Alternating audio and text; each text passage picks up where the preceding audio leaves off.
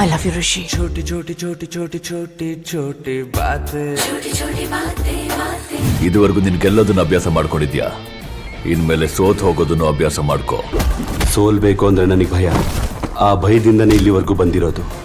ಇವತ್ತಿಂದ ಈ ಊರು ನಂದೆ, ಈ ಸಮಸ್ಯೆನೂ ನಂದೆ.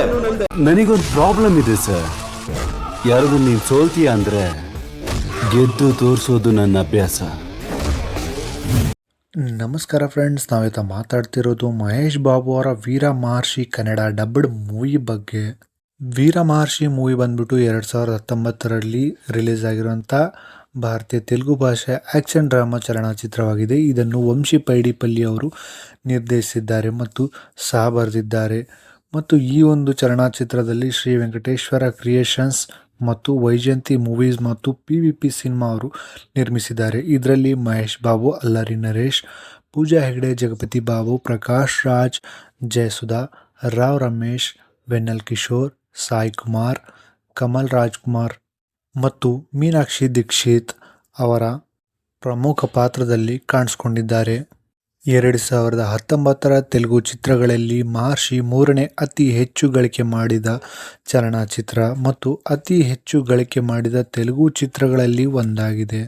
ಮತ್ತು 37ನೇ ರಾಷ್ಟ್ರೀಯ ಚಲನಚಿತ್ರ ಪ್ರಶಸ್ತಿಗಳಲ್ಲಿ ಮಹರ್ಷಿ 2 ಭಾಗಗಳಲ್ಲಿ ಗೆದ್ದಿದೆ.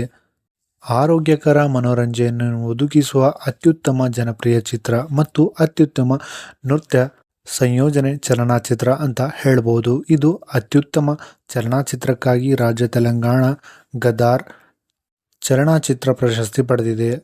ಹಾಗೆ ಈ ಒಂದು ಚಲನಚಿತ್ರವು 5 SIIMA ಪ್ರಶಸ್ತಿಗಳು ಮತ್ತು 2 ಜಿ ಸಿನಿ ಪ್ರಶಸ್ತಿಗಳು ಪಡೆದಿದೆ.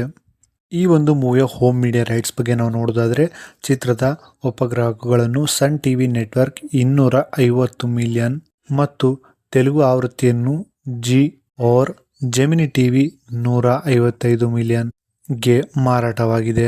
ಸೊ ಇದಾಗಿತ್ತು 2019ರಲ್ಲಿ ರಿಲೀಸ್ ಆಗಿರುವಂಥ ಮಹೇಶ್ ಬಾಬು ಅವರ ಮಹರ್ಷಿ ಮೂವಿ ಬಗ್ಗೆ ಮಾಹಿತಿ. ಯಾರೆಲ್ಲ ಈ ಮೂವಿನ ನೋಡಿದ್ದೀರಾ, ಮೂವಿ ಹೇಗನ್ನಿಸ್ತು ಅನ್ನೋದನ್ನು ಕಾಮೆಂಟಲ್ಲಿ ತಪ್ಪದೇ ತಿಳಿಸಿ.